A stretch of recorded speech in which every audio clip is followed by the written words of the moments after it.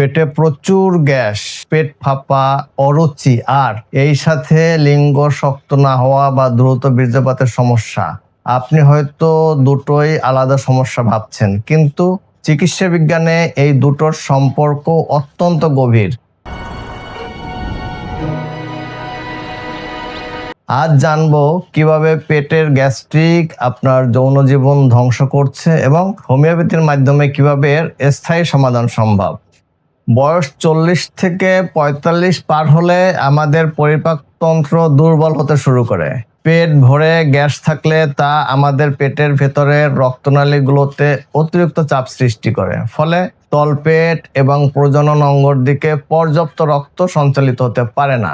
অতিরিক্ত গ্যাস্ট্রিক থেকে মানসিক দুশ্চিন্তা, ঘুমের ব্যাঘাত এবং শরীরে হরমোনের ভারসাম্যহীনতা তৈরি হয়, যার সোজা প্রভাব পড়ে আপনার ইরেকশন বা যৌন শক্তির উপরে। অর্থাৎ পেটের স্বাস্থ্য ভালো না থাকলে লিঙ্গ শক্ত হওয়া সম্ভব নয়। প্রিয় দর্শক, এই নিয়ে ভয় পাবার কোনো দরকার নেই। এই সমস্যার সমাধানে হোমিওপ্যাথিতে লক্ষণভেদে চমৎকার কিছু ওষুধ রয়েছে। আসুন জেনে নেই কোন লক্ষণের জন্য কোন ওষুধ দ্রুত আরোগ্য দিতে পারে। প্রথম ওষুধ লাইকোপোডিয়াম। যাদের পেটের নিম্নাংশে প্রচুর গ্যাস জমে, মিষ্টি খাওয়ার প্রবল ইচ্ছা থাকে, সামান্য খেলেই পেট ফুলে ওঠে, লিঙ্গ উত্থান একেবারেই হয় না বা মাঝপথে শিথিল হয়ে যায়, তাদের জন্য লাইকোপোডিয়াম অত্যন্ত কার্যকর একটি ওষুধ। লাইকোপোডিয়ামের রোগী বাইরে নিজেকে খুব কড়া ও সাহসী দেখালেও ভেতরে ভেতরে প্রচন্ড আত্মবিশ্বাসের অভাবে ভোগেন, একা থাকতে ভয় পান, আবার বেশি লোকজনের ভিড় সহ্য করতে পারেন না।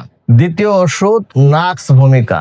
যারা রাত জাগেন, কফি, ধূমপান, কায়িক শ্রমহীন বসে থাকেন বা মশলাযুক্ত খাবার বেশি খান, পেটে সার্বক্ষণিক অস্বস্তি, কোষ্ঠকাঠিন্য এবং যৌন সঙ্গমের পরে চরম শারীরিক ক্লান্তি নেমে আসে, তাদের জন্য নাক্স একটি শক্তিশালী ওষুধ। নাক্সের রোগী মারাত্মক মেজাজি, খিটখিটে এবং অধৈর্য প্রকৃতির হয়। কাজে ভুল হলে সহজে রেগে যান এবং অতিরিক্ত কাজের চাপে মানসিক চাপে থাকেন। তৃতীয় ওষুধ সেলেনিয়াম। যাদের ধাতু অতিরিক্ত পাতলা বা শুক্রতারাল্যের সমস্যা আছে, সামান্য যৌন চিন্তাতে প্রোস্টেটিক ফ্লুইড বা রসে কাপড় ভিজে যায়, অনেকের ঘুমানোর সময় বা পায়খানার চাপে বীর্যপাত ঘটে বা লিঙ্গ পুরোপুরি শিথিল থাকে, তাদের জন্য সেলেনিয়াম খুব কার্যকরী একটি ওষুধ। সেলেনিয়ামের রোগী মানসিকভাবে প্রচন্ড ক্লান্ত বোধ করেন, মেধা ও স্মৃতিশক্তি কমে যায়, সাধারণ কাজ করতেও অলসতা আসে। চতুর্থ ওষুধ অ্যাসিড ফস। যাদের অতিরিক্ত হস্তমৈথুন, ধাতু ক্ষয় বা অতিরিক্ত